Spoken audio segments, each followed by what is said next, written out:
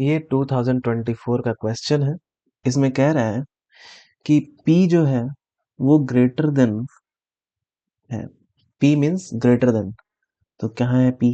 हाँ, यहाँ P means greater than. फिर कह रहा है Q मीन्स लेस देन। तो Q means less than. R means not greater than. R means not greater than. R means हो जाएगा नॉट ग्रेटर देन। यहाँ R means not greater than.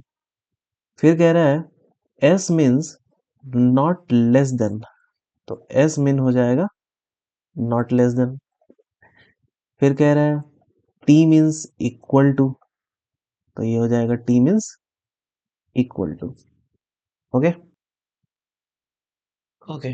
तो अब जानने वाली बात ये है, इस क्वेश्चन को स्टार्ट करने से पहले एक बात जान लो। जैसे अगर कुछ लिखा हुआ है x is not equal to y, या फिर लिखा हुआ है y इज सॉरी, यहाँ पे क्या लिखा हुआ है x is not less than y, यहाँ पर x is not less than y है। और फिर अगर लिखा हुआ है कहीं पे z is not greater than x, इस तरह से कुछ लिखा हो, तो इस तरह क्वेश्चन को कैसे देखते हैं?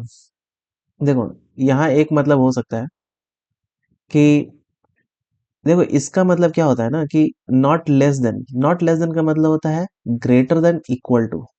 अगर जैसे मैं कहूँ 2 और 2 है, अगर मैं कहूँ 2 नॉट लेस देन 2, इसका मतलब क्या होता है? 2 या तो ग्रेटर देन 2 होगा, या फिर 2 इक्वल टू 2 होगा। अगर मुझे नंबर नहीं पता हो यहाँ तो, यहाँ मुझे पता है इसलिए मैं कह सकता हूँ 2 इज इक्वल टू 2 होगा।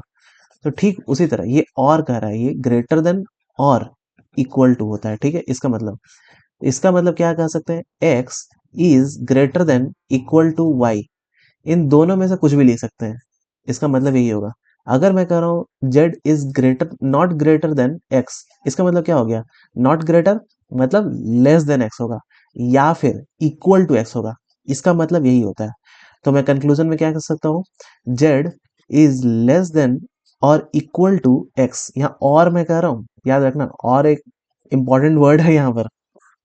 ओके, तो अब मैं क्वेश्चन को स्टार्ट करता हूँ। देखो पहला है, पहला क्या कह रहा है? 2x is not less than 3y। 2x is not less than 3y। और दूसरा कंडीशन क्या कह रहा है? 3x is equal to 4z।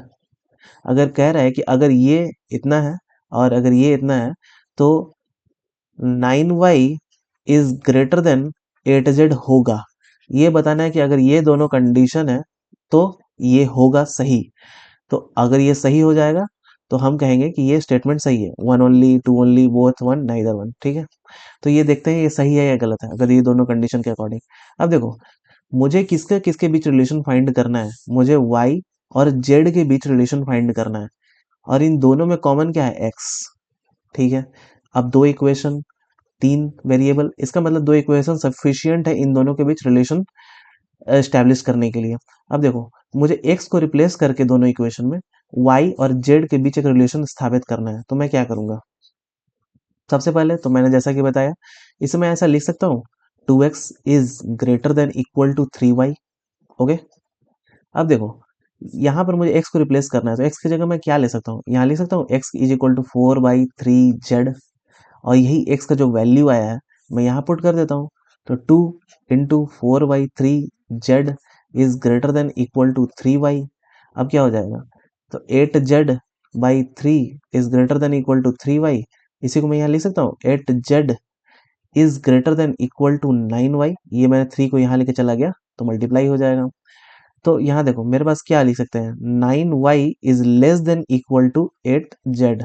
मैं इसी को रिवर्स कर दिया, बात बराबर ही होगा। ठीक है, तो कहने का मेरा मतलब है 9y less than equal to 8z आया, और यहाँ कह रहा है 9y is greater then 8z। अगर सिर्फ लेस देन भी आता ना तो भी ये गलत हो जाता।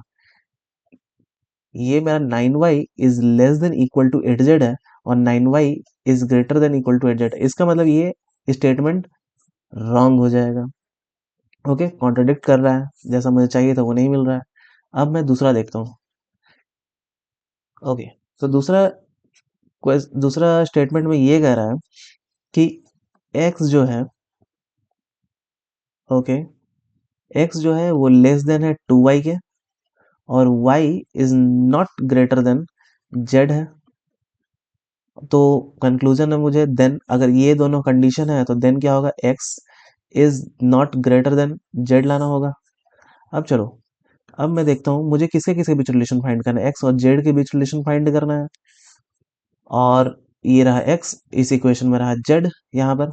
अब मुझे दोनों में कॉमन y है, मतलब तीन वेरिएबल दो इक्वेशन एक कॉमन दोनों में, इसका मतलब आसानी से रिलेशन स्टैब्लिश किया जा सकता है। ओके। ओके, तो अब यहाँ देखो मैं लिख सकता हूँ इसे, y is less than equal to z, y is less than equal to z। और यहाँ पर मैं क्या लिख सकता हूँ, ओके तो मैं लिख सकता हूँ y x is less then 2y। अब यहाँ देखो, दोनों में मैं 2 से मल्टीप्लाई कर देता हूँ, दोनों साइड मैं 2 से मल्टीप्लाई कर देता हूँ, तो क्या आ जाएगा, 2y is less than equal to 2z। ठीक है, अब 2y is less than equal to 2z मैं यहाँ लिख सकता हूँ। Okay, 2y less than equal to z। तो अब मेरा क्या आ जाएगा, देखो यहाँ पर एक ऑब्जर्वेशन है, यहाँ मैं ये नहीं लिख सकता x is less than equal to 2z, x is less than equal to 2z अगर मैं लिखता हूँ, ठीक है, तो ये रॉन्ग हो जाएगा। यहाँ मेरा क्या आएगा, x is less than 2z, equal to 2z नहीं आएगा। ठीक है, x is less than 2z, ये सही होगा मेरा। अगर मैं ये लिख देता हूँ x is less than equal to 2z, ये रॉन्ग हो जाएगा। ओके, अब देखो इसका मतलब क्या होता है, इसका मतलब हो जाएगा x is less than equal to z। ठीक है, और मेरा कंक्लूजन में x is less than 2z, यहाँ 2z है यहाँ z है, यहाँ लेस देन इक्वल टू है, यहाँ सॉरी यहाँ लेस देन इक्वल टू है, यहाँ सिर्फ लेस देन है। ऑब्वियसली कोई मैच ही नहीं है, इसलिए ये भी स्टेटमेंट रॉन्ग हो जाएगा। तो जैसा कि मैंने पहले कहा, ये स्टेटमेंट रॉन्ग है, दूसरा स्टेटमेंट भी रॉन्ग हो गया, इसलिए मेरा आंसर हो जाएगा neither one nor two. That's it.